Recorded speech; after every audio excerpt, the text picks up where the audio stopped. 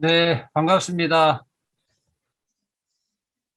오늘 제11차 의료기관 공공성 강화 세미나, 오늘은 임정환 교수님 모시고 진행하려고 합니다. 이미 예고했던 대로, 이제 3월 17일 날 시작했던 의료기관 공공성 강화 세미나가 이제 두 차례 남겨두고 있는데요. 오늘 임정환 교수님, 1차 의료 관련한 발표가 있고, 다음번에 커뮤니티 케어하고, 최종 종합 발표를 김윤 교수님이 해주실 겁니다.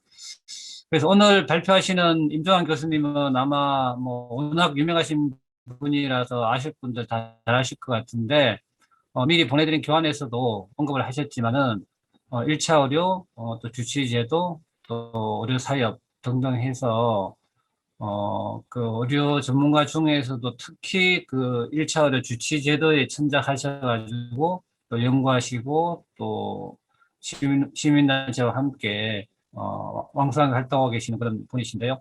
그래서 오늘 제가 미리 그 교수님한테 말씀드렸지만 우리 보건의료 산하 조합원들 간부들이 대부분 이제 대학병원, 공공병원 또 종합병원 이상급에 많이 근무하고 있기 때문에 우리한테는 조금 멀리 느낄 수도 있기 때문에 그런 걸 유념하셔서 저희 그 간부들한테 꼭 해주실 말씀 부탁드렸습니다. 그래서 조금 시작이 늦었는데요. 그럼 지금부터 한 시간가량 임주환 교수님 발표를 듣고 한 30분 정도 진행하는 걸로 그렇게 진행하도록 하겠습니다. 임주환 교수님, 우리 들리진 않지만 힘찬 박수로 모시겠습니다. 네, 네, 감사합니다. 귀한 기회를 저한테 주신 보건의료노조에 감사를 드리고요. 제가 말씀드릴 내용은 코로나19 이후에 공공의료 확충과 1차 의료 강화에 대해서 말씀을 드리도록 그렇게 하겠습니다.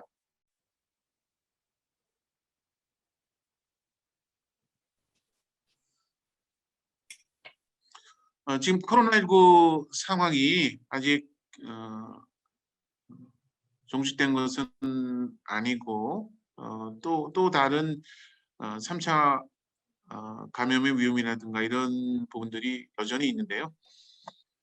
코로나19는 사스하고 메르스에 비교해 보면 이제 치명률은 낮다고 할 수 있지만 이제 감염이 빠르게 이루어지는 상태이기 때문에 이렇게 한꺼번에 인구 집단에 있어서 환자 발생이 집중적으로 이루어진 게 문제다 이렇게 볼 수 있겠습니다. 그러니까 방역이 제대로 잘 이루어지지 못하면은 3차 병원이나 공공 의료기관 쪽에서 격리 병상이 이것을 감당할 수 있는 역량을 초과하게 되면 치료하지 못하고 방치되어 있는 환자가 발생하는 것이 문제죠.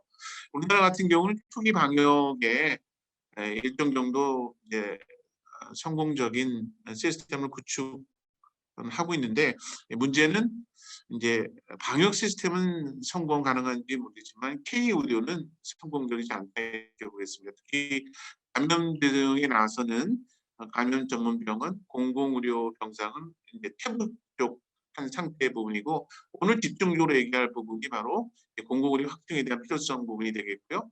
또 이것과 연관돼서 이를 뒷받침하기 위해서는 1차 의료가 반드시 필요하다, 강화돼야 된다 하는 말씀을 드리고 싶습니다. 전체 치명률은 낮지만 역시 고령자들의 노출을 고려하면 치명률이 상당히 많이 올라가는 그런 상태이기 때문에 결국에서는 감염 자체가 고령층 또 만성질환자한테 넘어가는 것이 문제다 이렇게 보겠습니다. 우리나라의 전체 인구 구조의 변화를 보게 되면 급격히 고령화가 진행되고 있는데요. 2030년 정도가 되게 되면 우리나라가 일본 다음으로 65세 이상의 고령자 비율이 높게 나타나게 됩니다. 그런데 고령화 진행되는 속도를 보게 되면은 훨씬 더 일본보다 더 가파른 속도로 일어나기 때문에 2030년 이후에서는 2040년, 50년 이 정도 되게 되면은 우리나라가 일본마저도 추월해서 초초고령 사회에 전면에 들 국가가 될 가능성도 없지 않다 이렇게 보겠습니다. 2030년에 OECD 35개국에 대한 평가 자료 부분인데 이 평가 자료에 의하게 되면은 2030년에 기대 수명이 90세가 넘는 최초의 국가가 탄생하는데 바로 우리나라가 기대 수명이 90세가 넘는 최초의 국가입니다. 이거는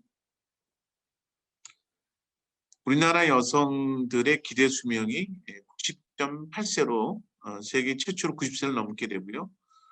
남자 같은 경우도 84세로 역시 보면은 기대 수명이 세계 제1위가 되게 됩니다. 그러니까 2030년 이후가 되게 되면 고령화의 추세라고 하는 부분들이 우리가 상상하는 그 이상으로 굉장히 급격하게 이루어지고 이것 자체가 준비가 되어 있지 않다고 한다면 우리 사회에 큰 부담으로 작용할 것이 분명하다고 보여집니다.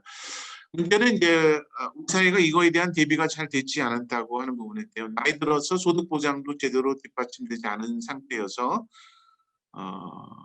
65세 이상 노인들이 나이 들어서 노인 단독 가구로 분류됐을 때 빈곤 가구가 될 퍼센트가 40% 정도를 넘게 됩니다. 이거는 이제 다른 나라에 비해서는 선진국으로 분류될 수 있는 국가들은 대개 10에서 15% 정도인데 오랫동안 이 고령화가 진행될 것을 대비해 왔던 것이고 또 고령층의 소득 보장에 대해서 신경을 썼지만 우리는 그렇지 못한 거죠. 일종은 그러면서 노인 빈곤 가구가 40%에 이르는 상태이고 나이 들어서 여러 질병에 노출될 가능성이 있기 때문에 결국에서는 나이 들어서 아팠을 때 제대로 치료를 받지 못하다고 하는 것들이 가장 큰 사회적 문제로 부각될 것 같습니다. 이게 이제 노인 가구의 빈곤율에 대한 부분인데 다른 나라들은 대개서 5에서 한 15% 정도 다 포함되지만 우리는 40% 정도까지 노인 가구의 빈곤율이 높아진다고 하는 거죠. 나이 들어서 제대로 치료받지 못하는 그룹들이 이제 증가되는 쪽부분인데요. 기대 수명은 올라가지만 건강 나이는 생각만큼 그렇게 높아지지 않고 있습니다.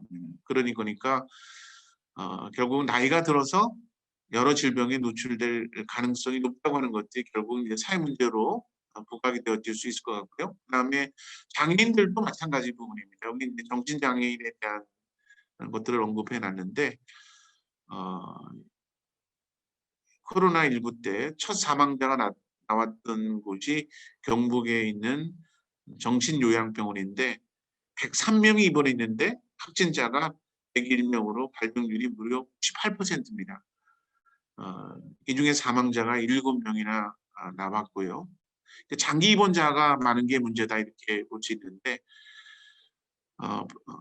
이제 제도 개선이 부분적으로 이루어지긴 했지만 본인의 의사와는 관계없이 정신병원에 장기 입원하는 사례가 심각한 인권 문제를 유발하고 다른 나라 같은 경우에서는 경제 수준이 올라가게 되면 이러한 정신병원에 장기 입원된 환자들을 지역사회로 보내는 사회운동이 벌어지게 됩니다.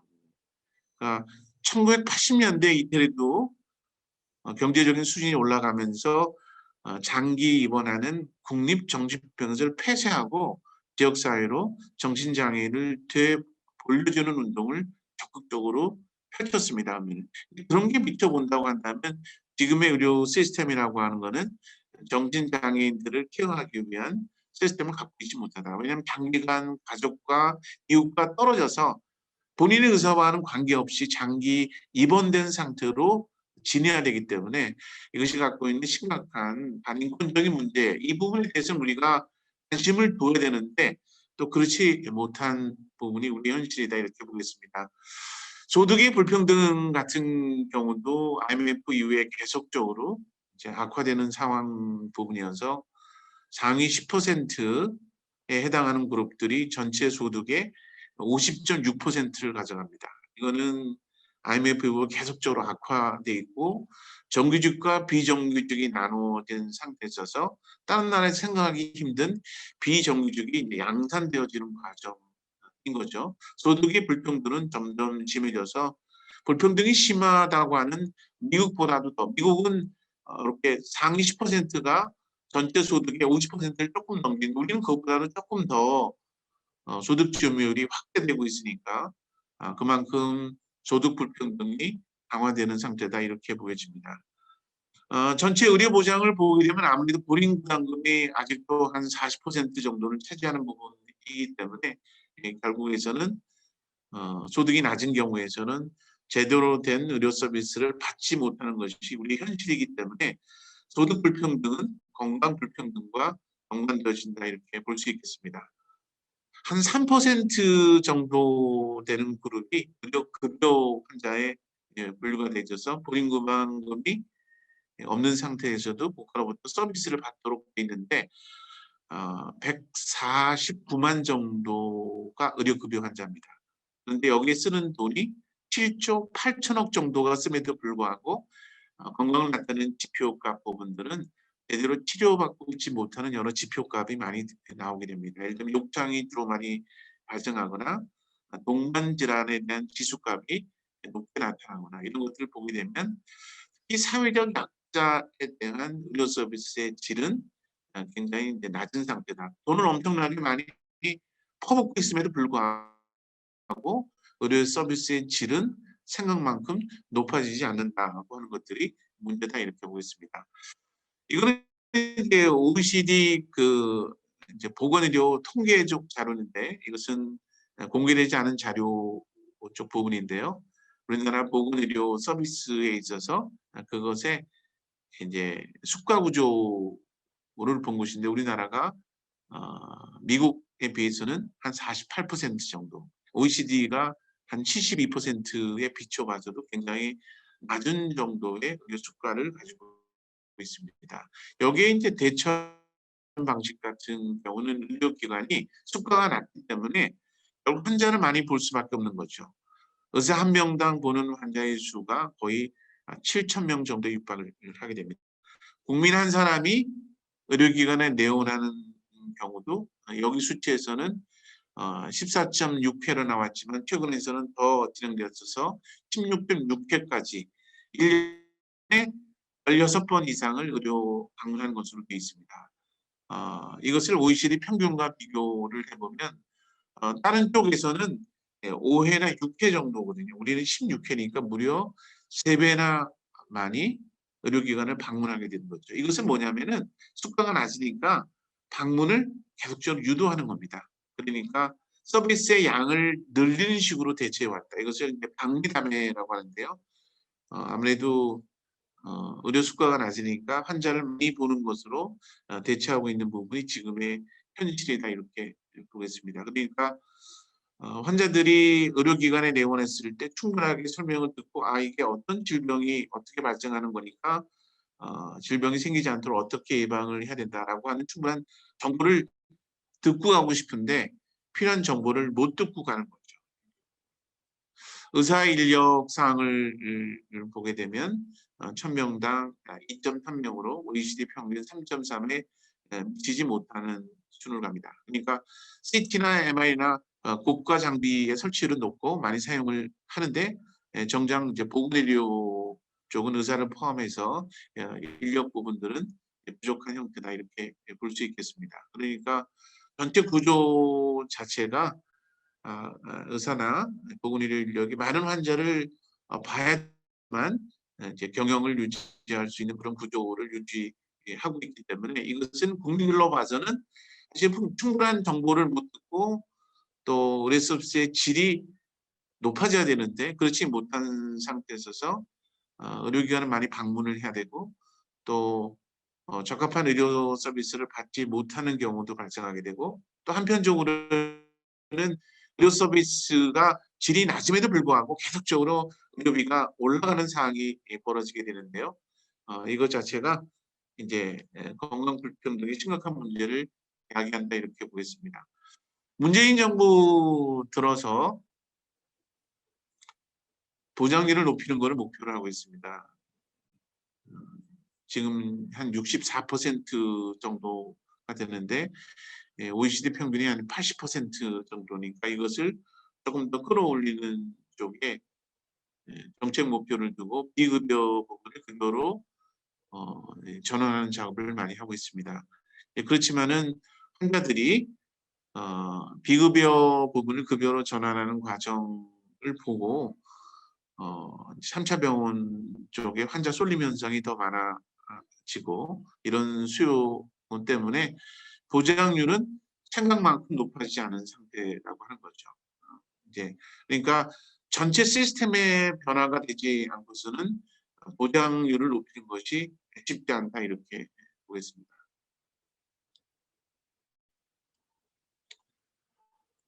또 환자들이 요구하는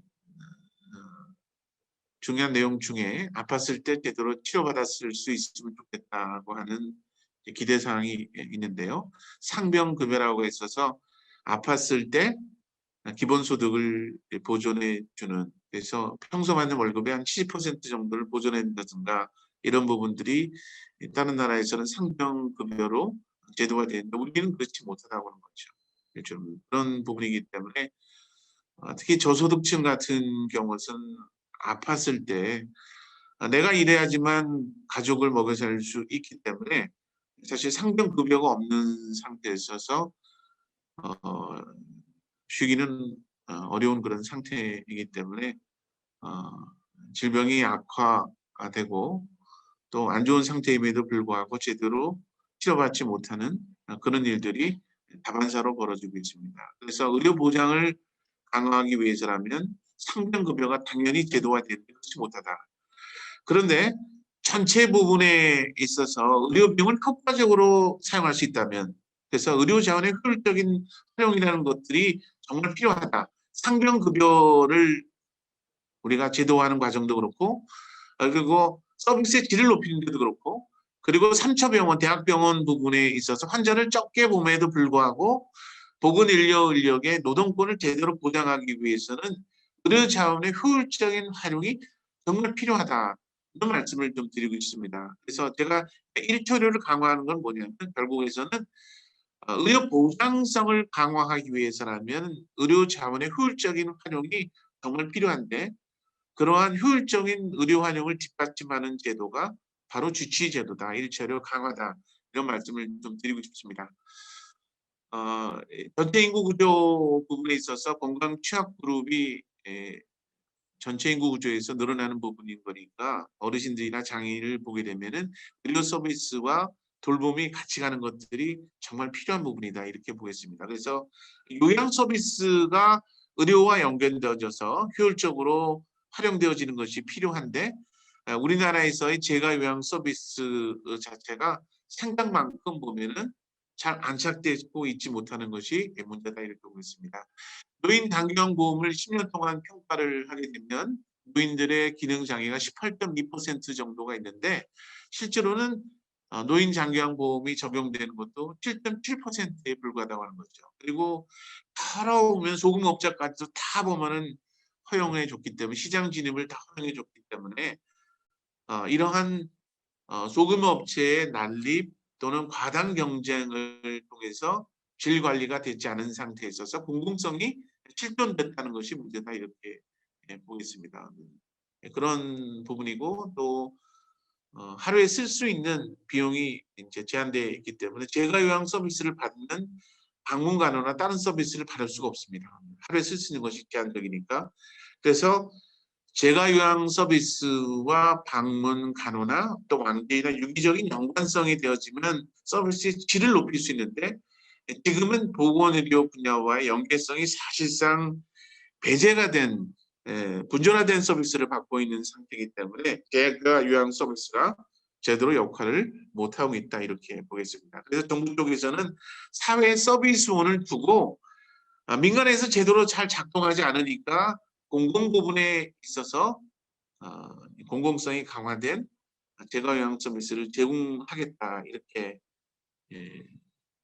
의혹을 내서 사회 서비스원을 만들려고 지금 노력을 하고 있습니다. 사회 서비스원 관련 법이 이제 통과됐으니까 그런 작업을 하고 있는데 문제는 뭐냐면 거기에 필요한 인력이나 예산이 제대로 뒷받침돼야 되는데 그렇지 못한 상태에 있어서 지금은 사회 서비스원이 사회에서 필요한 요양 서비스에 어느 정도를 커버할 수 있느냐 하는 것들을 보게 되면 지금에 있는 예산과 인력 투입으로 봐서는 전체 사회적 수요의 20% 전체를 채우기도 쉽지 않다 이렇게 보겠습니다.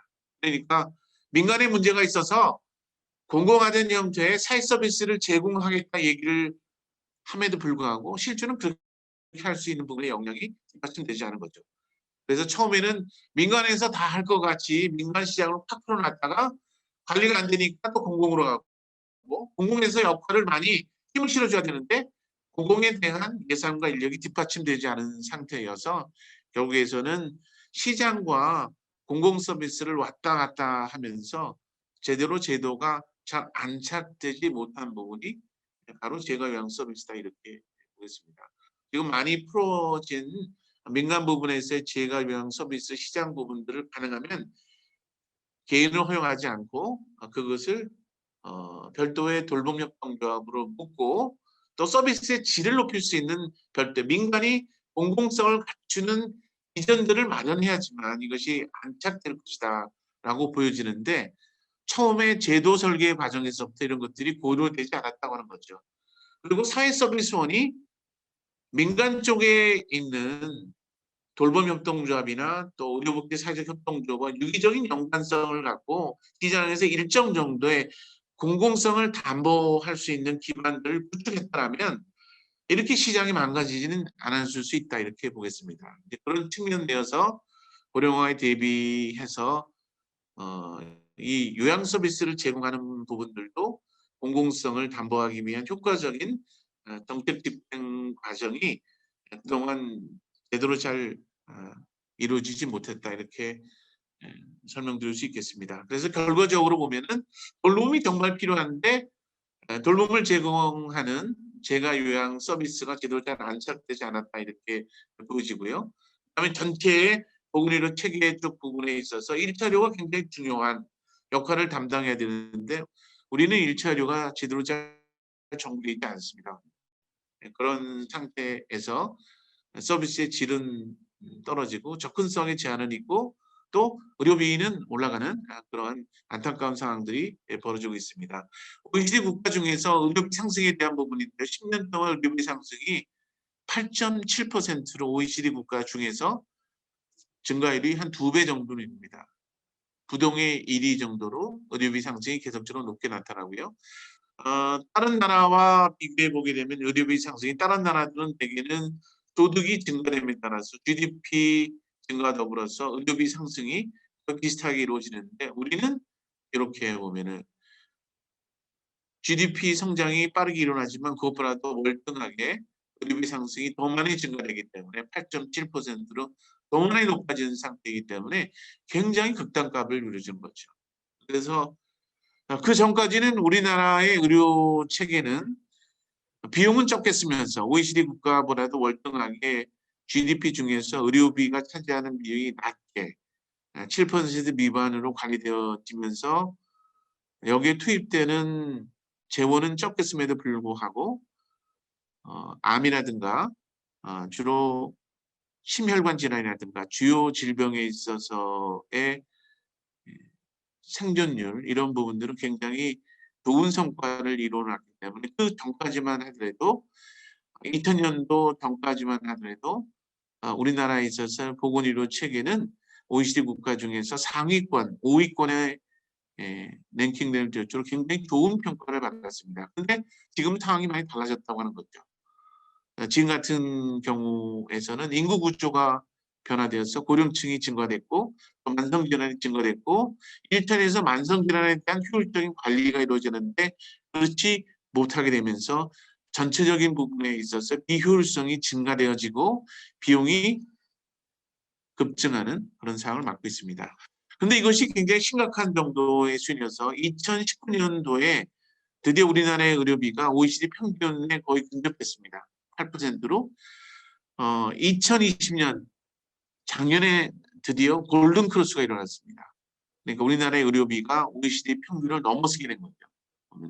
그런 부분이고 이제까지 쭉 진행되었던 의료비 상승률을 고려하게 되면 우리나라에 있어서 초고령사에 진입하는 2025년 정도가 되면은 우리나라 의료비가 GDP 11.2%로 OECD 국가 중에서 최상위 수준으로 올라가게 됩니다.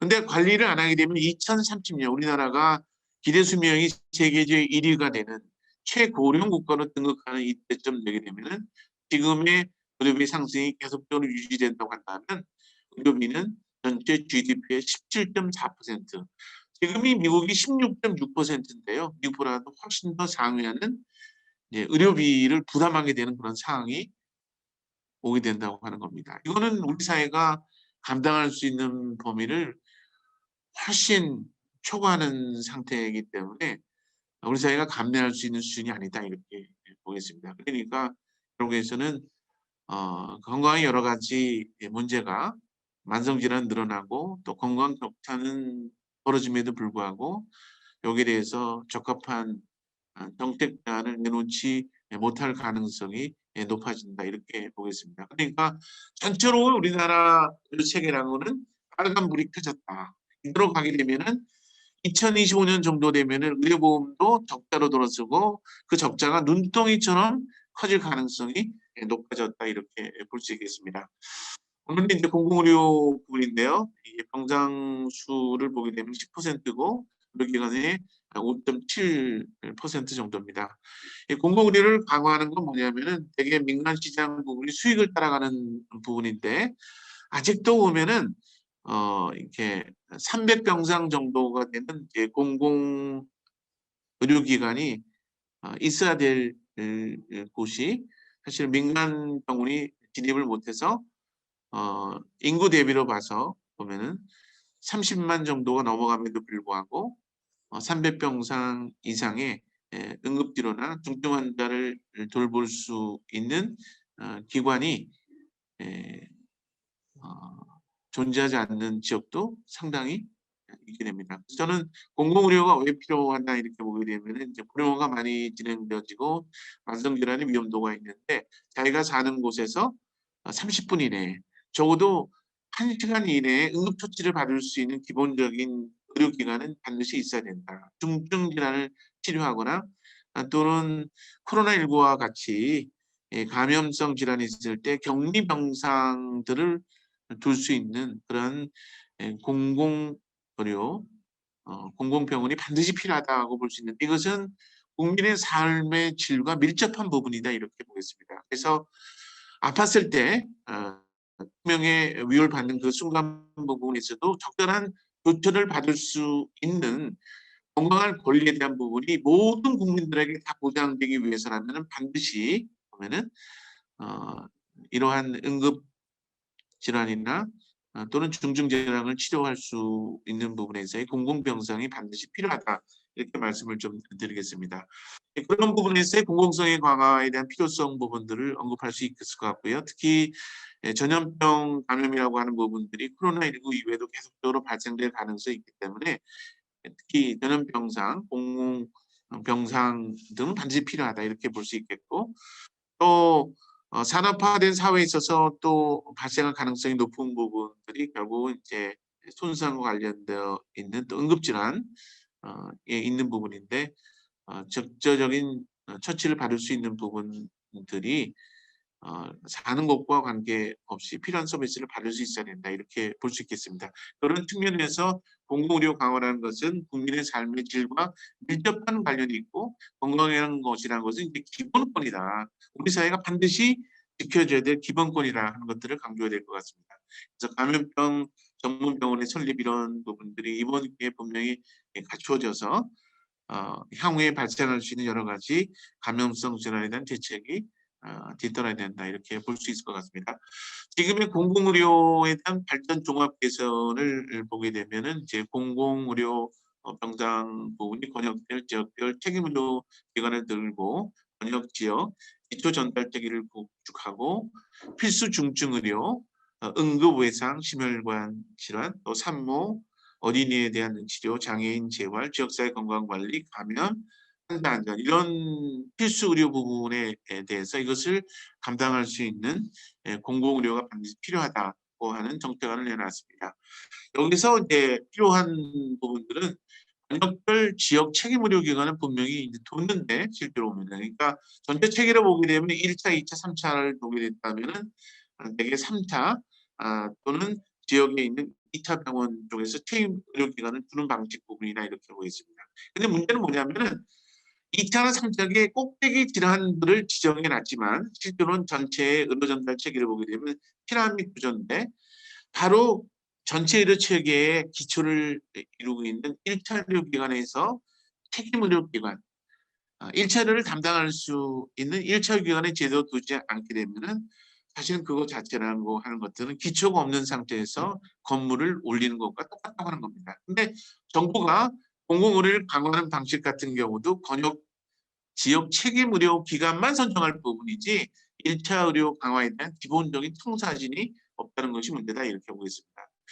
공공의료 강화를 위한 책임 의료 지정 쪽 부분인데 3차 기관과 2차 기관의 책임 의료 기관을 지정해 놨지만 사실은 그것이 밑에 있는 기초가 되는 1차 의료 기관이 제 역할을 못하게 되면은 사실은 환자가 집중되어 있기 때문에 경증 환자도 몰려가게 되면은 2차, 3차 책임 의료 기관이 제 역할을 하기가 어렵습니다. 보면은 환자가 집중된 상태이기 때문에 그런 부분이어서 결국에서는 이 의료 자원을 효율적으로 활용하는 것들이 제일 좀 필요한데 그런 그를 가능케 하는 부분들이 1차 의료기관에서 대부분의 환자들 이론적으로 보면은 90% 정도는 1차 의료기관이 담당할 수 있는 것으로 그렇게 되어 있습니다. 이렇게 환자를 관리해줘야 소수의 2차, 3차로 넘어가는 환자들에 대해서 충분하게 서비스를 제공할 수 있는 재정 여력이 만들어진다 이렇게 보겠습니다.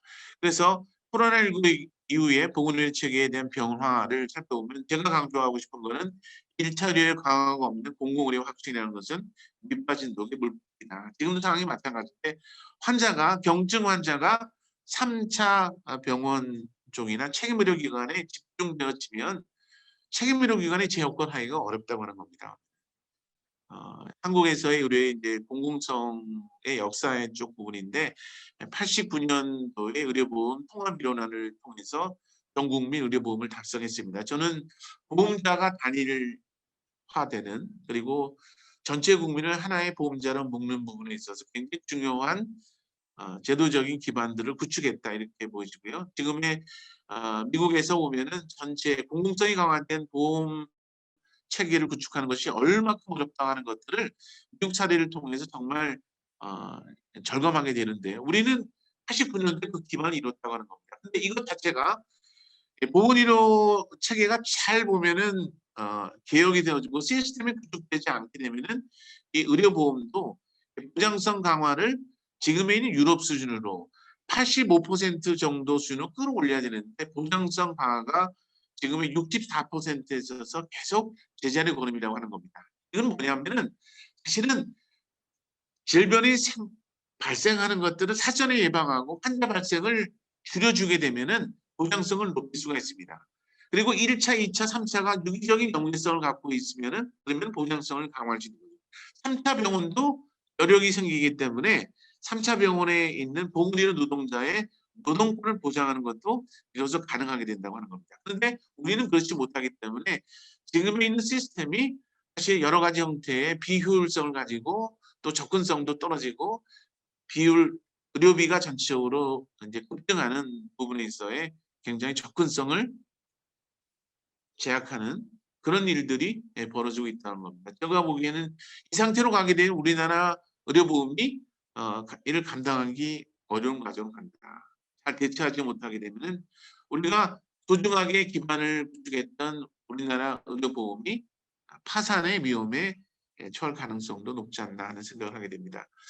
이러한 의료보험이 정상적으로 잘 작동하기 위해서는 WHO가 지금도 강조하는 부분들이 1차입니다. 프라이머리 헬스케어라고 볼 수 있고요. 2018년도에 아스타나에서 역시 전체 의료 체계 1차 의료가 여전히 중요하다는 것을 강조를 했습니다. 여기서 말하는 건강이라고 하는 것들은 단순하게 만성질환이 없는 상태에 있는 것이 아니고 환자들한테 육체적, 사회적, 정신적으로 안정한 상태. 그러니까 자기 스스로가 건강을 관리할 수 있는 능력을 갖도록 해주는 것이 의료기관의 역할이라고 하는 거죠. 여기서 건강 증진 부분인데요. 자신의 건강을 관리, 통제할 수 있고 건강 수준을 향상할 수 있도록 가능하도록 만드는 과정이 바로 건강 증진이라고 합니다. 그러니까 단순하게 질환을 치료하는 것이 아니고 건강을 증진시킬 수 있는 역량들을 환자들이 가질 수 있도록 만드는 것이 굉장히 핵심적인 요소다 볼 수 있는데 그게 바로 1차료 역할이라고 하는 거죠. 오타와 현장에서는 그런 부분들을 명확하게 하고 있습니다. 건강 증진을 하기 위해서라면 개인의 건강관리 기술이 개발되어지고 지역사회의 활동 강화가 이루어지고 또 지원적인 환경이 조성이 되고요. 국가 보건의료 서비스의 재정립이 이루어져야 되고 건강지향적인 공공 정책이 마련돼야 됩니다. 이것이 가야지만 비로소 오면은 지역 주민들이 시민들이 스스로가 건강을 관리할 수 있는 역량이 만들어진다는 거죠. 우리가 이 오토와 헌장을 실천할 수 있어야 되는데 그것의 핵심 부분은 이제 일체료가 많이 포함된다 이렇게 보겠습니다. 네, 건강의 이제 또 다른 이제 개념적 부분인데요. 건강이 무엇에 의해서 결정된다는 것들을 우리가 살펴봐야 됩니다. 예를 들면은 소득이 낮은 분들이 이제 의료기관에 내원하게 되면 그냥 약만 주는 거는 충분치 않습니다. 이분이 어, 약 말고 돌봄에 따른 서비스가 필요하고 왜냐하면은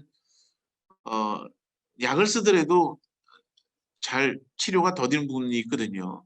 그렇다면 왜 그러냐면 잘 먹지 못하면은 사실은 질병의 치유 과정도 굉장히 낮습니다. 그리고 주거 환경이 열악하게 되면 역시 보면은 질병의 치유 과정이나 이런 것들도 더디 나타날 수밖에 없는 거기 때문에 왜 건강이 왜 이 질환이 생겼고 왜 회복이 더딘지에 대한 것들을 이제 원인을 파악하는 작업이 필요한데 지금의 구조는 건강의 결정 요인, 사회적 결정 요인을 의사가 보고 난 다음에 이게 돌봄이 필요하구나 또는 질병이 또다시 발생하기 않기 위해서는 사회적인 어떤 부분에 대책이 필요하구나 하는 것들을 눈여겨봐야 되는데 지금은 질병 붙이고 약 처방하는 것을 기계적으로 반복하는 것 그 이상이 아닙니다.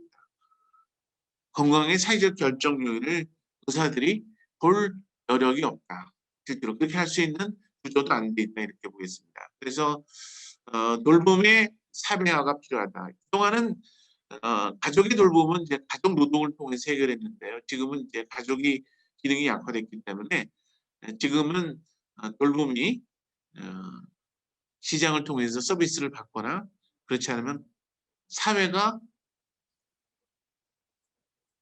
돌볼 수 있는 구조를 만들거나 둘 중 하나를 해야 됩니다. 그래서 돌봄의 시장화냐 돌봄의 사회화냐 이런 구조가 있습니다. 그래서 돌봄의 사회화가 일어나야 되는데 지역 공동체가 돌보는 거죠. 그래서 1차 의료 쪽에서 돌봄과 연계된 서비스를 같이 가져가지만 돌봄의 사회화가 일어난다 이렇게 보겠습니다. 그래서 우리 사회에서 지금 현 정부에서 지역사회 통합 돌봄을 정책적으로 추진하고 있는데 그것을 가능케 하는 것은 결국은 상당 부분이 건강 문제를 안고 계신 건강 취약 그룹이기 때문에 1차 의료가 그 역할을 해야 된다 이렇게 보겠습니다. 2차, 3차는 사실은 1차 의료가 그 역할을 하도록 뒷받침하는 역할을 하는 것이 2차, 3차 역할입니다. 보면은 많은 환자를 병증 환자를 1차 환자로 빼앗는 것이 아니고요. 보면 1차가 온전히 담당하고 환자가 적게 넘어오는 쪽으로 뒷받침하는 것이 2차, 3차 병원의 역할이다. 그 대신 2차, 3차 병원은 환자를 적게 보는 대신에 그만큼 지금의 환자를 적게 보더라도 수가 구조가 유지가 돼 있어서 3차, 2차 병원에서 일하는 인력들, 고급진 노동자에 대한 노동권을 보호한다든가 이런 부분에 대한 것들을 뒷받침할 수 있는 정도의 수가 구조가 마련되었지만 비로소 가능한 구조다 이렇게 말씀드릴 수 있겠습니다. 그래서 저는 1차료가 전체 보건의료 체계의 근간이 된다 하는 WHO에 다시 한번 강조드리고 싶고요. 여기에서는 그냥 약만 나눠주는 메디컬 케어라는 것이 아니다. 실제로 아까 얘기한 것처럼 건강을 악화시키는 요인들 또 질병의 원인이 어떤 것을 파악을 하고 또 예방도 하고 또 치료도 하고 또 장애가 생기면 장애가 있는 상태에서도 지역사회에 살아갈 수 있도록 뒷받침해주는 역할들을 하는 것이 의료 시스템을 통해서도 가능해야 된다. 이것이 프라이머리 헬스케어인데 1차료가 이 프라이머리 헬스케어를 할 수 있도록 이 1차료 과정이 개혁돼야 된다 이렇게 보겠습니다. WHO 만성질환에 대한 관리 모형 부분인데요.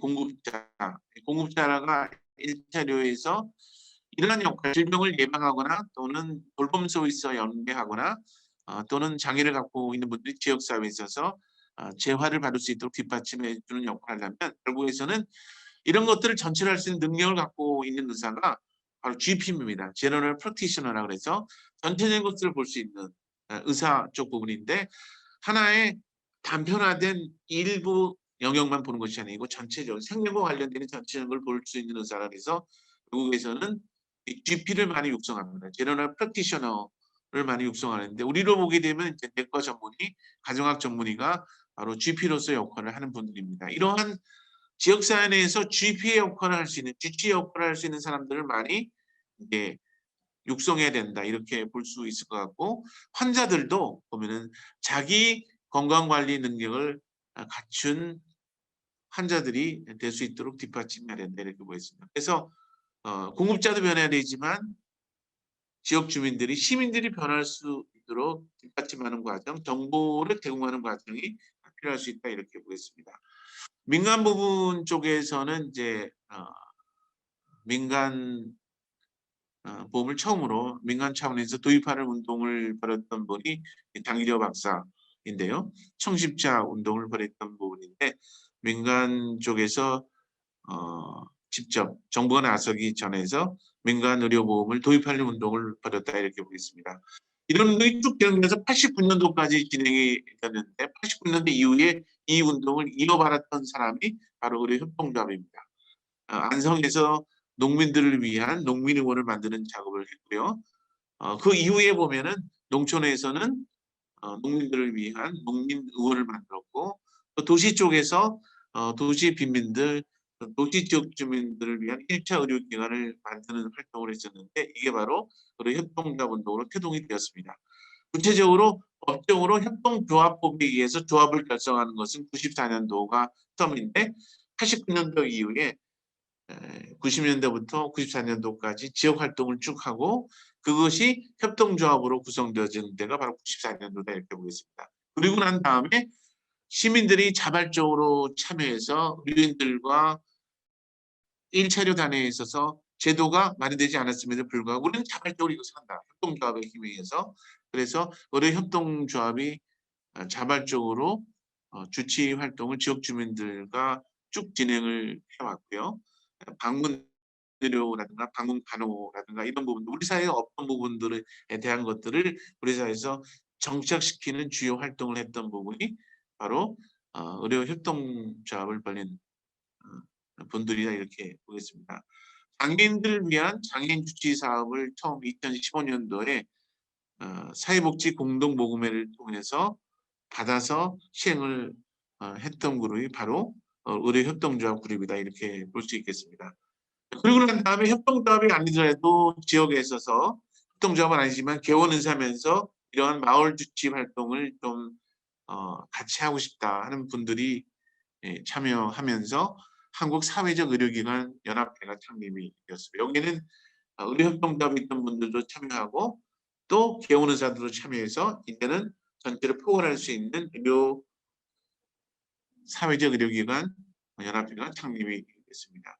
그리고 간호학회라든가 여러 직종들까지도 다 포괄해서 커뮤니티 케어 보건의료협의회를 창립하자고 해서 보면은 마을 주치 또 지역에 있는 지역 간호사를 하는 분, 또 작업치료사 전부 다 포괄해서 지역에서 팀 접근으로 우리가 1차 의료에 이런 접근을 해보자 하는 것들을 2018년도 10월에 커뮤니티 케어 보건의료를 창립하면서 지역 단위의 이러한 접근들을 연합해서 팀 접근을 한번 해보자 하는 흐름이 나타나게 됐고요. 2020년 부분에 시민단체까지 포괄해서 주치 도입을 위한 범운동 군부를 창립하게 됩니다. 자꾸 넓혀져서 협동조합에서 마을 주치를 할 수 있는 개원의사들 그리고 또 간호사 그리고 이제는 시민단체까지 결합을 해서 주치 도입을 위한 범운동 군부가 창립되어 있는 그런 상태다 이렇게 보겠습니다. 한 10분 정도 두고 그러면 한국의 주치 제도 도입하는 거에 잠깐 설명을 하고 제 발표는 마무리하도록 그렇게 하겠습니다. 한국에서 한국형 주치의를 도입하는 방법은 이제 두 가지 방법을 언급드릴 수 있는데 첫 번째는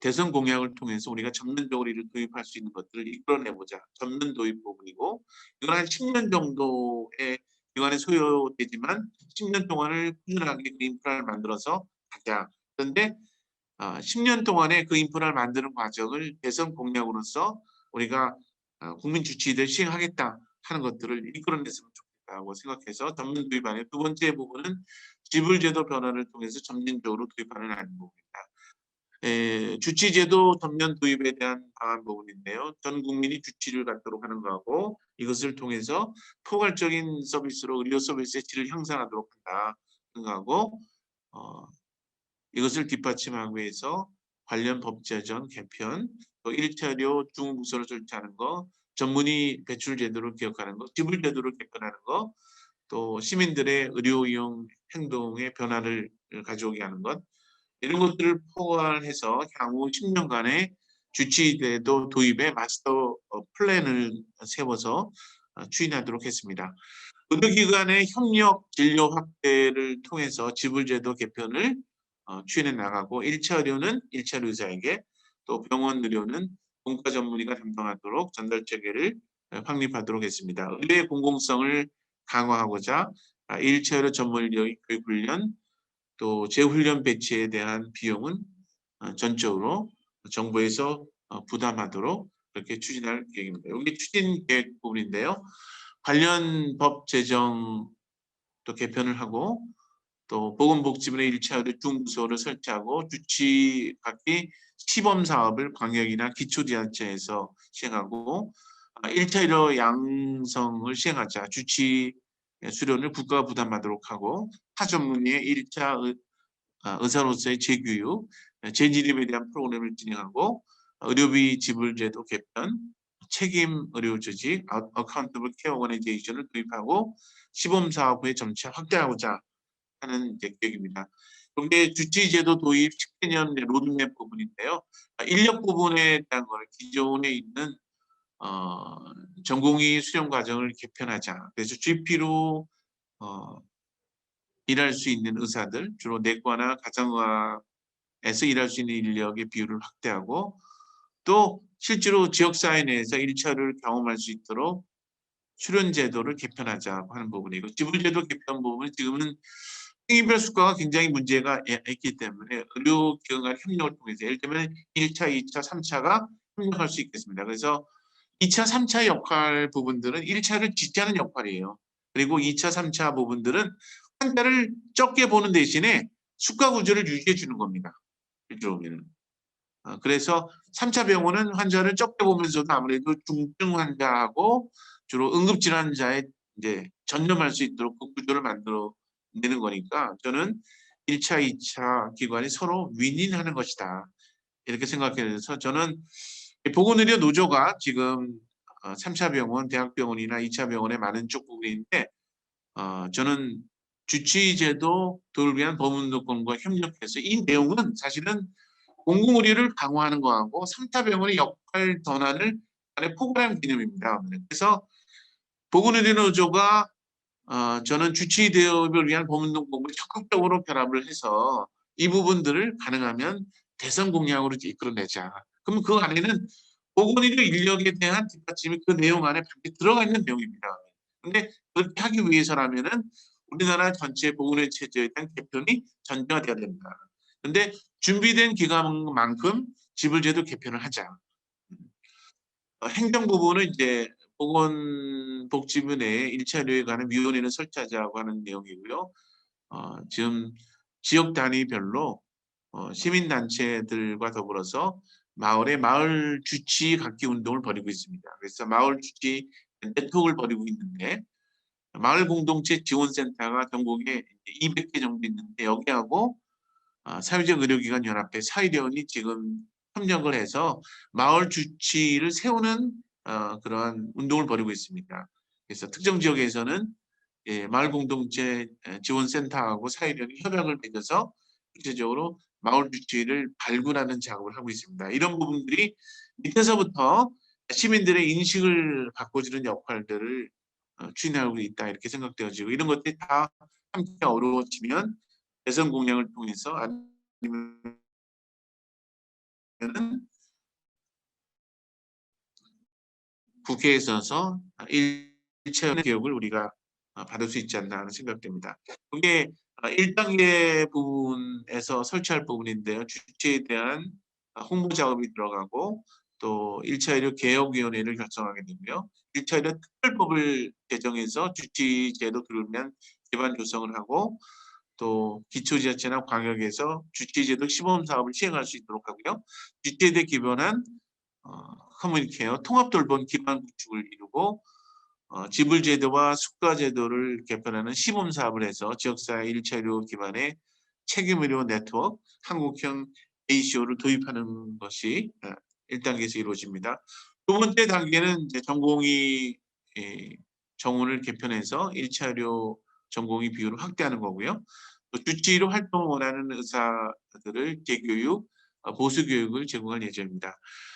주치의 제도가 전국 및 주치의 제도로 나가기 위해서라면 우리나라에서는 한 의사가 1,200명 정도의 지역 주민을 볼 수 있다는 걸 가정하면 개원 의사 중에서 한 4만 명 정도의 이게 GP로 역할하는 의사가 필요하게 됩니다. 주치 역할을 하는 GP 역할을 하는 의사가 필요한데 지금은 내과 가정학과를 포함하게 되면은 한 2만 한 5천 명 정도는 이런 GP 역할을 하는 사람들이 있다 이렇게 보여지는데 나머지 15,000명 정도가 GP 역할을 할 수 있는 사람들을 만들어야 됩니다. 근데 지금 단과 전문의로서 지역사회 내에서 개원하고 있는 의사들이 한 3만 명 정도라고 한다면 그중에 반 정도는 재교육을 받아서 주치 역할을 할 수 있도록 해야 되고 반 정도는 전문병원이나 종합병원으로 다시 돌아갈 수 있도록 해야 됩니다.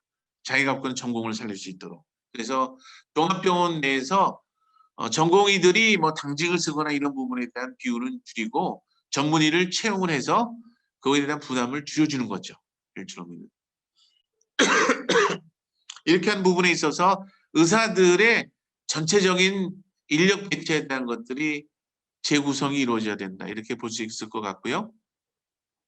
대학병원마다 모델 1차 기관을 설치해서 학생교육이나 전공의 교육에 활용할 수 있어야 될 것 같고 1차 의료 전공의 수련 과정을 표준화하고 또 표준 임상 지침을 개발해야 될 것 같고 주치의를 정한 환자에 대한 인센티브를 강화하는 작업을 하고요. 조금 더 주치의를 정해서 한 곳에 계속적으로 진료를 받는 분한테는 본인 부담금을 줄여주든가 그런 인센티브를 강화해야 될 것 같습니다. 또 지불제도 개편하는 시범 사업을 전체적으로 지역별로 확대하는 작업을 해야 될 것 같고 3단계 이르게 되면은 1차로 전공자의 비율을 30%까지 이제 상향 조정해야 될 것 같고 개원 전문의 중에서 주치의로 남을 의사한테 재교육에 대한 기회를 제공하고 세 번째는 의료 일원화를 전제로 해서 주치의로 남을 한의사에게 한의사가 한 2만 명 정도 됩니다. 근데 그중에서 한 1만 명 정도가 재교육을 받아서 자기는 주치의로서 한의사면서 교육을 받아서 주치의로서 남고 싶다 하는 부분이면 그러면 한 절반 정도는 주치의로 또 들어올 수 있는 기회를 열어줘야 되지 않을까 하는 생각이 들어서 저는 이번 기회에 한방과 양방으로 이렇게 이원화되어 있는 구조 부분들을 통합 이론하는 것도 적극적으로 모색할 필요가 있다 하는 생각을 갖고 있고요. 그다음에 이제 그룹 테스트를 하게 되면은 세대 혜택들을 통해서 이것을 또 지원할 필요가 있다 이렇게 보겠습니다. 4단계가 되면은 이제 지불제도 개편을 지속적으로 확대되어 나가고 그룹 진료 1차례 기관에 있어서 1차례 전공의는 수련을 담당하게 되고 주치의가 제공해야 될 업무를 표준화하게 되고 주치의로 참여하는 의사에 대한 인센티브, 공급자에 대한 인센티브를 4단계 때 제공하게 됩니다. 마지막 5단계가 되면 이제 전 국민에게 주치의를 주도록 권고를 하게 되는 의무화하는 건 아니고요. 이제 권고를 하게 되는 거고 그 대신 이제 GP를 거쳐서 3차 병원으로 가는 경우가 아니게 되면 프랑스와 같이 보험 적용을 제약을 두는 거죠. 그만큼 비용을 본인이 많이 물고 3차 병원을 이용하는 건 상관없지만 비용 부담을 줄이기 위해서라면 주치의를 통해서 3차 병원으로 가도록 제도화해야 될 것 같습니다. 또 1차 의료 전공의를 수료한 의사들만 이제 주치의가 될 수 있도록 이게 한 10년 정도가 되게 되면 과도기적으로 이제 보수 교육을 통해서 진입하는 부분에 그 창구를 막아두고 이제는 정규 수련 과정을 통해서만 주치의가 될 수 있다. GP가 될 수 있다. 이렇게 막 제도화돼야 될 것 같고요. 지불 제도와 숙박 체계를 전면적으로 개편해야 될 것 같습니다. 분과 전문의 진료는 주치의 의뢰를 통해서 진행할 수 있도록 해야 될 것 같습니다. 이렇게 되면은 이제 10년 동안에 이루어지는 주치의 제도에 대한 제도 개편 부분이 완성되는 것으로 그렇게 되어 있어요. 이렇게 돼야지만 의료 자원이 중간에 갔다가 새는 것을 예방할 수 있다. 그리고 90%가 될 수 있는 질환 발생에 대한 부분들을 가능하면 1차에서 다 보면은 잘 관리하고 예방하고 조절률을 지금보다 훨씬 더 높일 수가 있는 거고 자원의 소모 부분들을 훨씬 더 줄일 수 있다고 한다면 그러면은 2차, 3차로 넘어가는 환자들에 대해서 1인당 진료에 대한 수가는 높여줄 수 있다.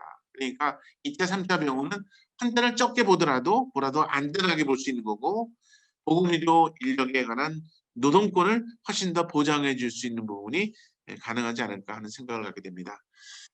지불제도 개편에 대한 부분인데요.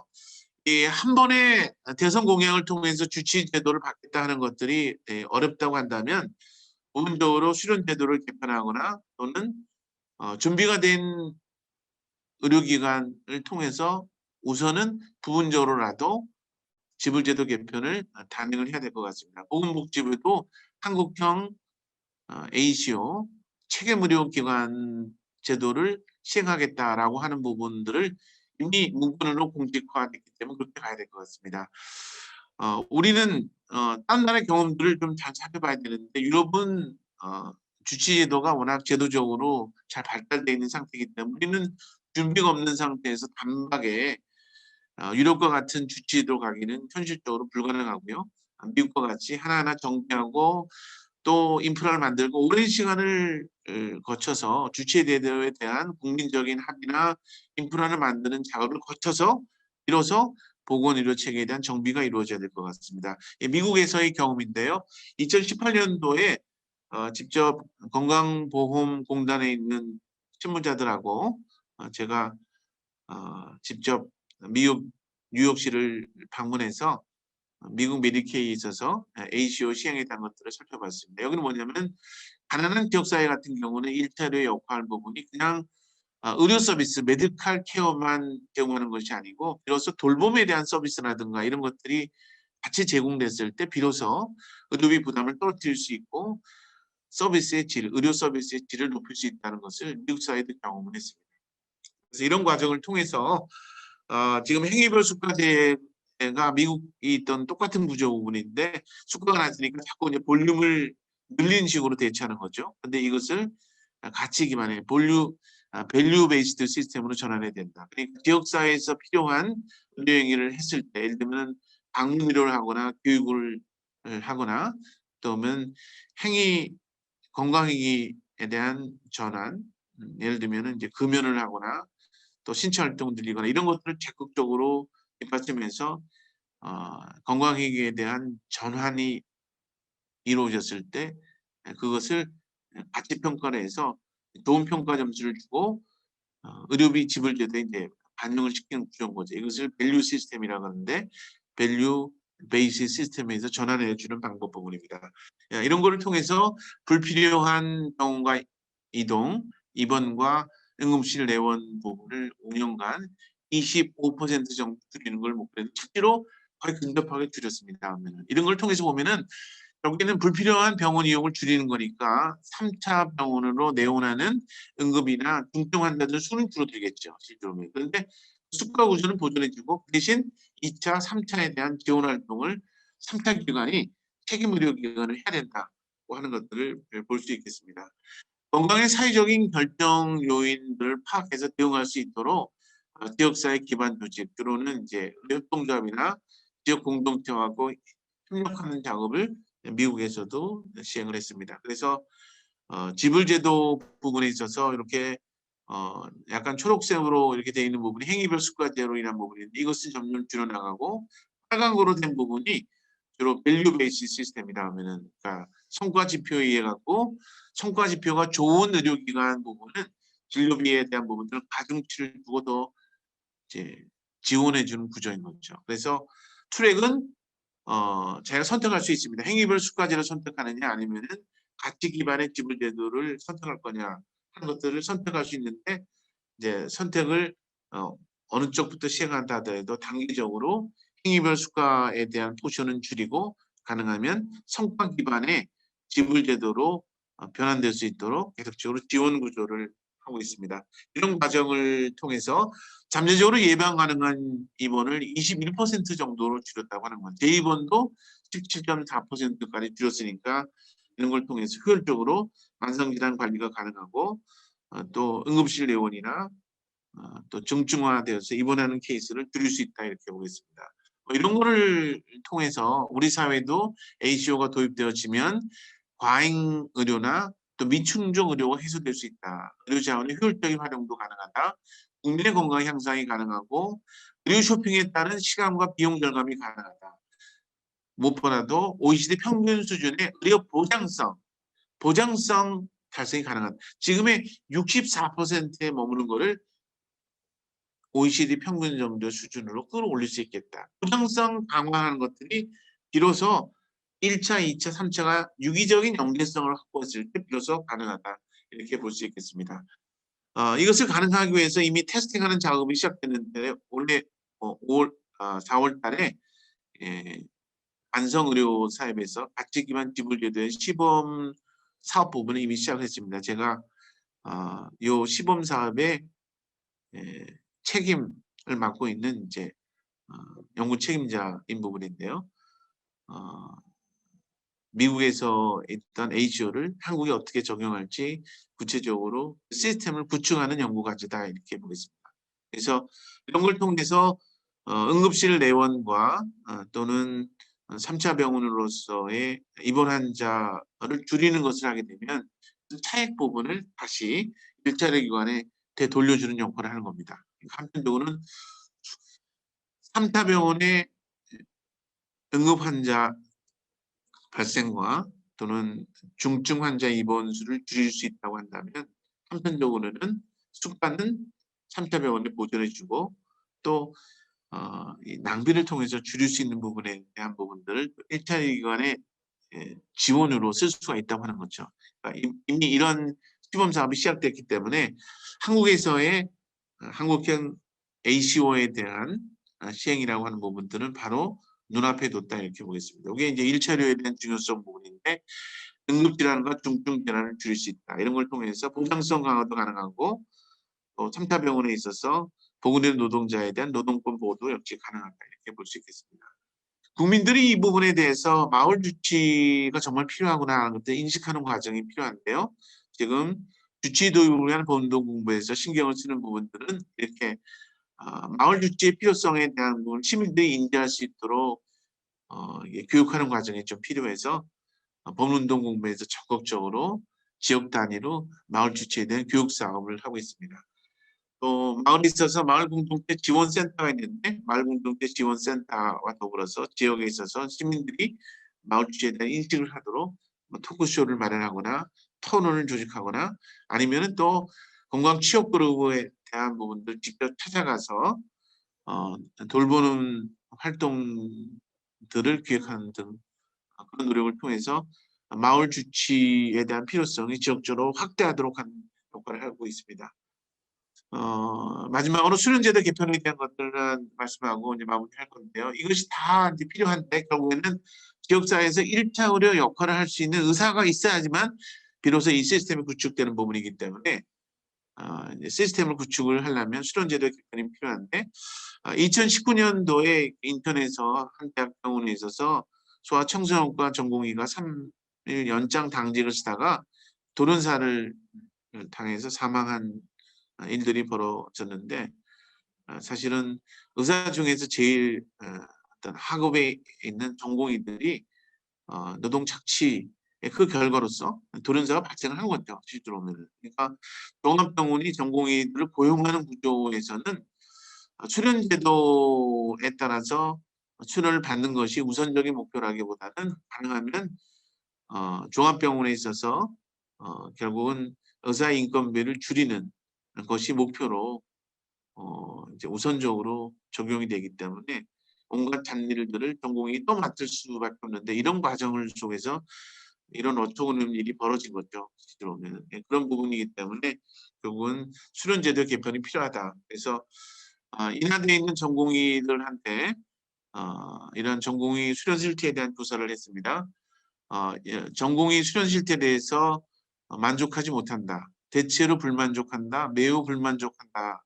하는 경우가 절반 정도가 대체로 매우 불만족한다. 이렇게 답변을 했고요. 정부가 수련 제도의 개선을 위해서 환자 안전을 위해서 전공의 수련 제도에 대해서 지원할 필요가 있느냐 답했을 때 매우 필요하다. 필요하다가 다 합치게 되면 전체적으로 한 90% 정도가 매우 필요하다. 필요하다고 답했습니다.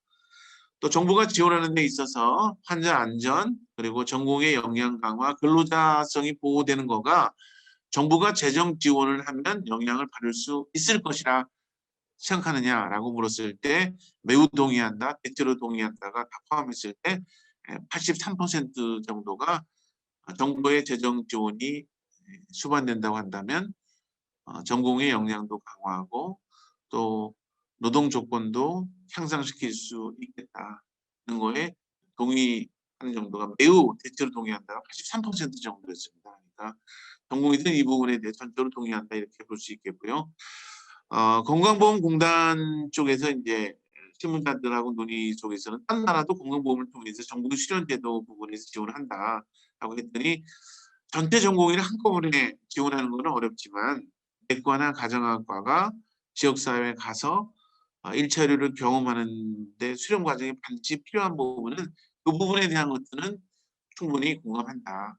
지원할 수 있는 것이 아니냐라고 하는 부분들이 건강보험공단에서도 뭐 그런 부분에 대해서 일정 정도 인정하는 분위기이기 때문에 저는 1차료 전체가 이러한 수련제도에 대한 개편이 필요하다는 것에 대한 공감대가 이루어진다고 한다면 건강보험공단과 더불어서 이러한 수련제도의 개편도 충분히 가능하다 이렇게 보여집니다. 그래서 결국 국민주치제도 시행하면서 필요한 부분들은 지불제도 개편 그리고 또 GP를 양성하기 위한 수련제도 개편 부분인데 이것도 역시 상당 부분은 정부와 교감을 하고 있는 상태이기 때문에 저는 국민주치제도 실행이 이제는 어느 정도는 우리가 가시적인 영역에 도입했다 이렇게 보여지고 제가 보건의료 노조 쪽에 요청을 드리고 싶은 것은 이제 공공의료 강화 그리고 보건의료 노동자의 노동권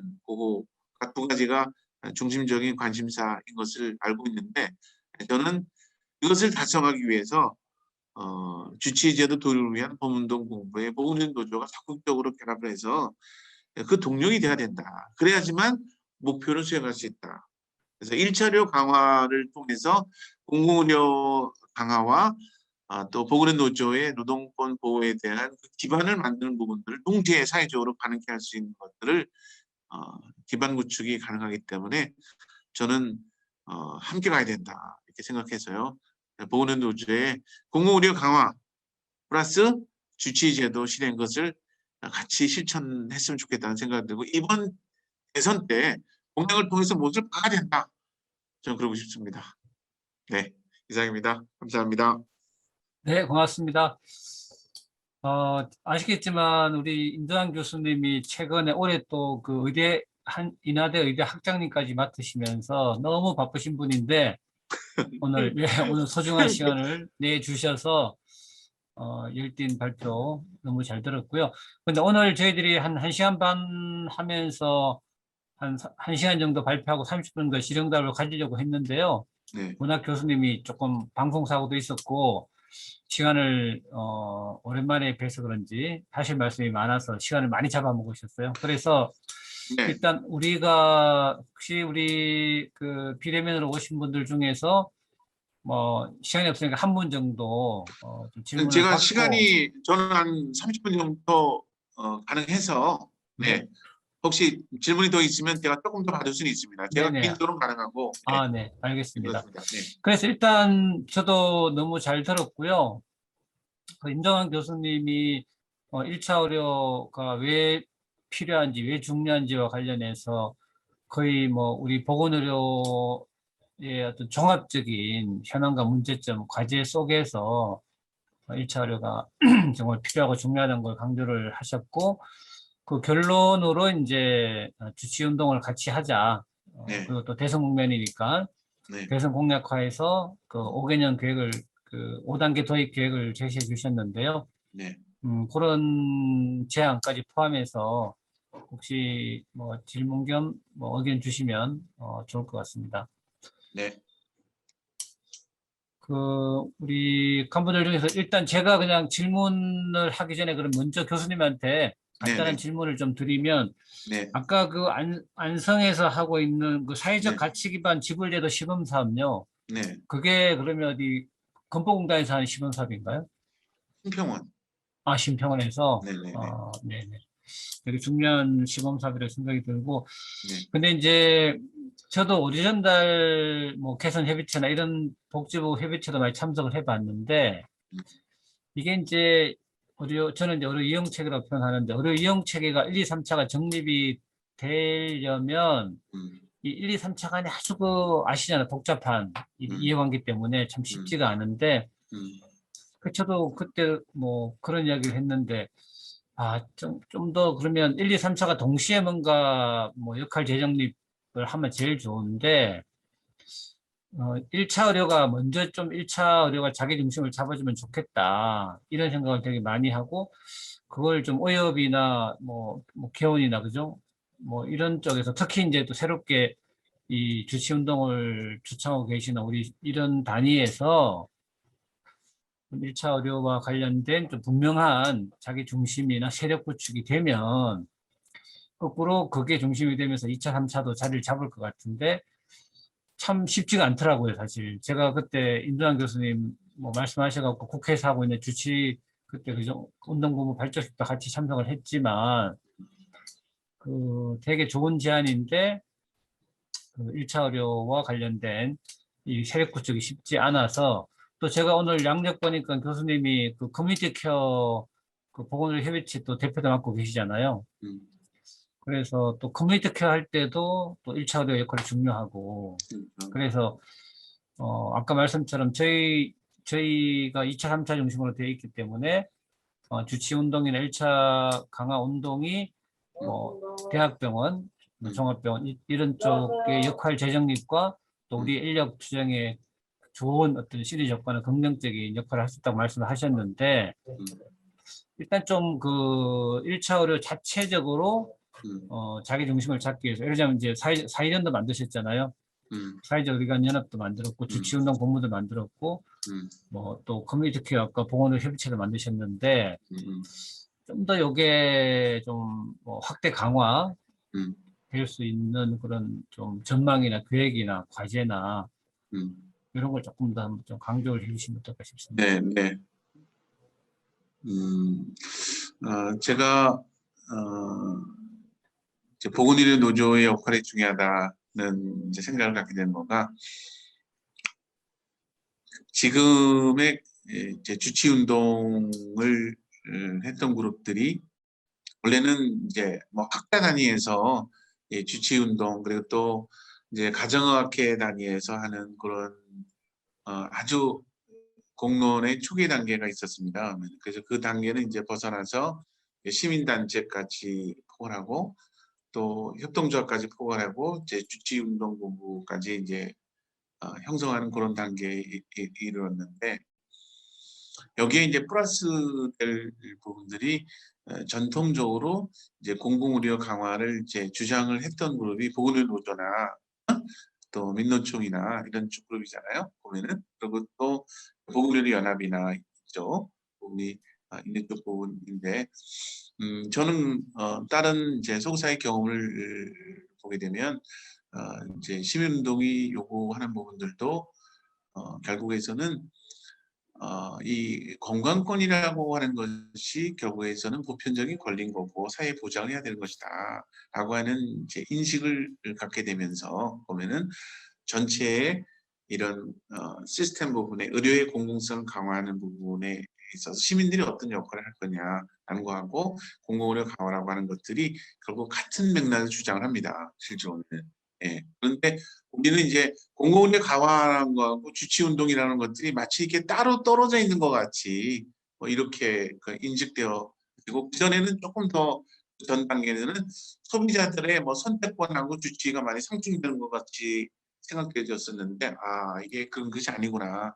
이제 시민단체들에도 이게 선택권이라고 하는 부분인데 사회적으로 전체적으로 보면은 사회적 약자까지도 가능케 할 수 있는 범위로 갔을 때는 주치제도의 반드시 정착돼야 되구나 이런 인식의 확장이 있듯이 공공의료를 강화하는 전통적인 그룹들이 저는 주치운동에 같이 가서 그 꼭지를 확 잡아줘야지만 보편화된다 이렇게 봅니다. 그리고 그것을 가능케 하는 건 특대에 보면은 이렇게 수련제도를 개편하는 거하고 지불제도 개편하는 거 두 가지가 법적으로 되어지면 그러면은 자연스럽게 저는 주치에 대한 중요한 그 기반들은 형성되어지는 거기 때문에 가는 것이다.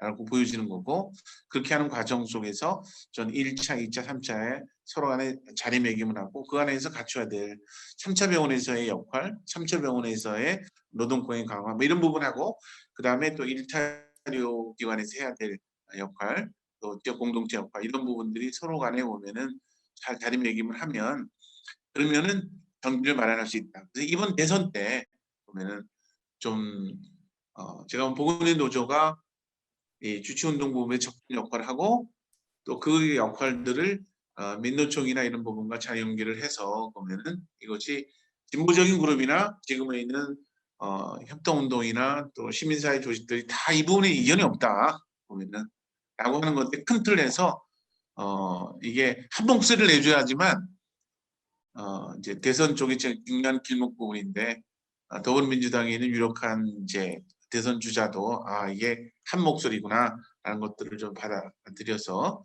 대선 의제로 채택되어지면 저는 큰 흐름들이 그쪽으로 갈 수밖에 없다 이렇게 생각합니다. 네네. 고맙습니다. 그러면 저도 아까 교수님이 말씀하셨던 그 1차 의료 강화 없이 그 공공의료 강화 없다. 그리고 네, 1차 의료 강화 없는, 1차 의료 강화 없는 공공의료 강화는 이제 밑바인덕의 물붓기다. 이런 표현 하셨는데요. 네. 저도 전적으로 동의를 하고, 혹시 우리 그 본조에서 공공의료 담당하고 계신 우리 김민재 국장님이나 아니면 우리 또 정부위원회 참가하시면서 이런 주치 운동이나 여러 지불제도 개편 등등 해서 제일 많이 이제 그 정보를 접하고 있는 우리 오선영 정책국장님 뭐 등등 해서 혹시 어, 질문계 뭐 의견 네, 네네. 좋습니다. 네. 제가 할게요, 대신.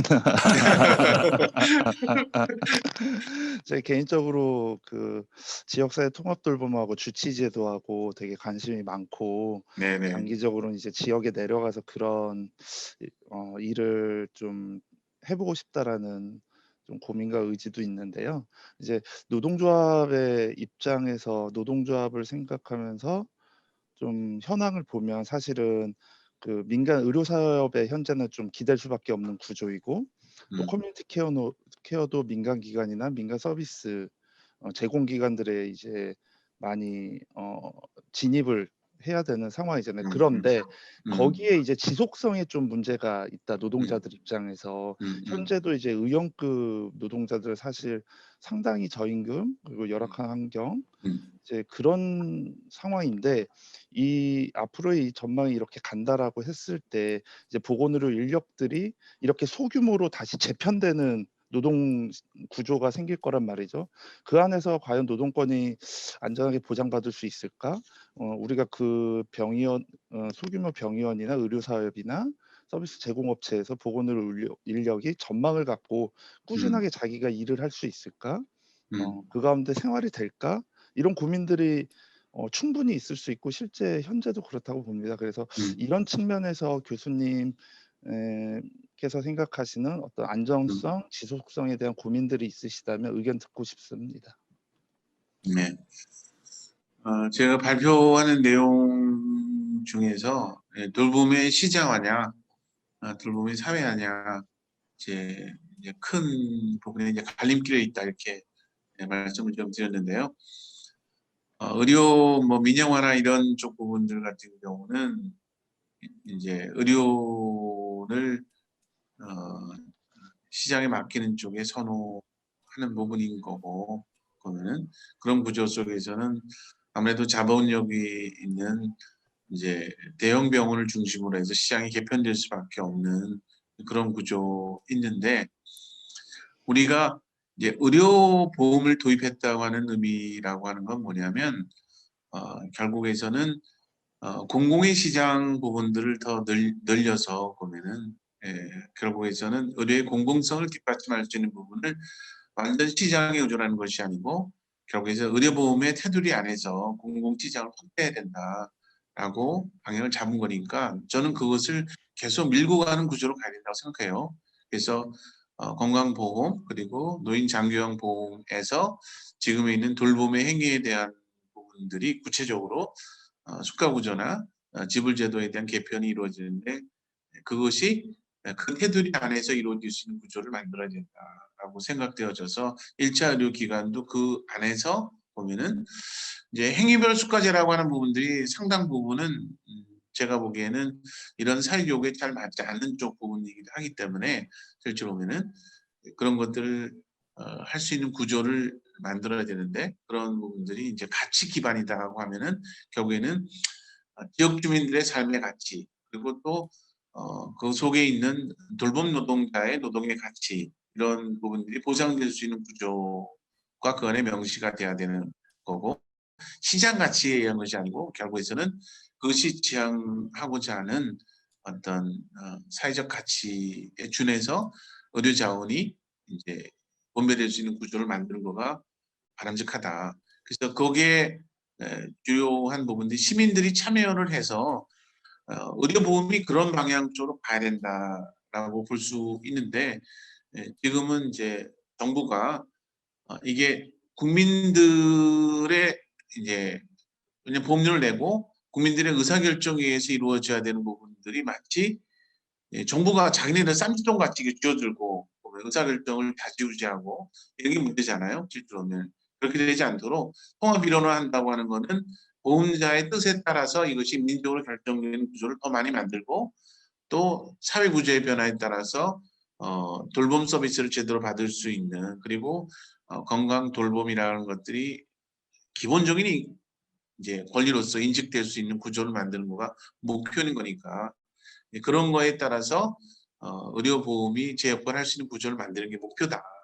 그러면 그 목표 속에 저는 뭐 다 지금 보건의료노조가 목표로 하는 것들 또 일반 사회약자가 원하는 부분들이 그 안에서 다 담길 수 있는 부분인 거니까 그거를 담길 수 있는 구조로 가자. 오히려 경계를 해야 될 부분이라는 것은 시장이 자본의 이익에 따라서 재편되는 거 이거는 무조건 막아야 되기 때문에 예를 들면 그렇게 하지 않을 수 있는 공공성이 뒷받침돼 시장이 가야 된다. 그렇게 생각되는 거죠. 네, 고맙습니다. 그래서 아까 우리 김상현 국장님이 질문을 주셨고, 아까 제가 물어봤는데요. 아까 공공의료 담당하고 계신 우리 김민재 국장님이나 또 보건의료 제도 관련해서 정부위원회 지금 많이 참석하고 계시는 우리 오선영 국장님 혹시 오늘 뭐 1차 의료 주치 관련해서 질문 겸 의견 한 말씀 해주시죠. 지금 김민재 국장님은 나가시. 뭐죠? 마이크 지금 아, PC로 하다 보니까 연결이 안 되고요. 오선영 국장님도 그렇고요. 그래서 질문은 없으시답니다. 강의 잘 들었다고요. 강의 너무 잘 들으셨다고 합니다.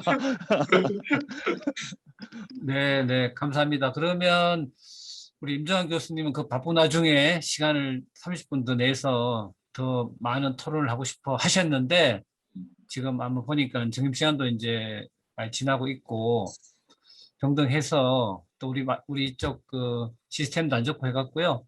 네. 더 질문이 없으면 마무리를 해야 될 것 같습니다. 그래서 그동안에 임정환 교수님이 워낙 이제 한국의료 제도 개혁 관련해서 그 1차 의료의 중요성 또 주치제도의 필요성 워낙 많이 강조를 하셨기 때문에 워낙 그 활동에 대한 부분은 잘 알고 있는데 오늘 이 시간을 통해서 워낙 그 종합적으로 잘 정리를 해주신 것 같아요. 그래서 네. 저희들 그 공부하는 데 도움이 많이 될 것 같고 특히 이제 우리도 자꾸 그걸 이렇게 대립적으로 보는 경향이 있을 수 있거든요. 우리가 이제 아까 말씀처럼 대학병원이나 종합병원이 많고 이 3차 중심이다 보니까 우리의 어떤 공고의료 인력 투쟁하고 또 1차 의료 이 부분하고 조금 이렇게 분리해서 볼 수가 있었는데 교수님이 그게 다른 게 아니라 한 몸통이고 그죠, 전체 그렇죠. 의료 공공성으로 가는 같은 어떤 뭐 동맹 세력이다 그걸 강조를 해주셨는데요. 그러니까 뭐 녹화된 영상을 듣고 우리 간부들이 더 많은 공부가 될 것 같습니다. 그래서 교수님이 마무리를 하시면서 우리도 이제 요 세미나 끝나면 요 세미나 결과를 가지고 우리 9월 총파업하고 또 대선 투쟁으로 연결을 시켜 가려고 하거든요. 그래서 그런 걸 감안하셔서 마지막으로 좀 소중한 당부의 말씀이나 조언이나 제언 해주시면 그 듣고 오늘 세미나 마무리하도록 하겠습니다.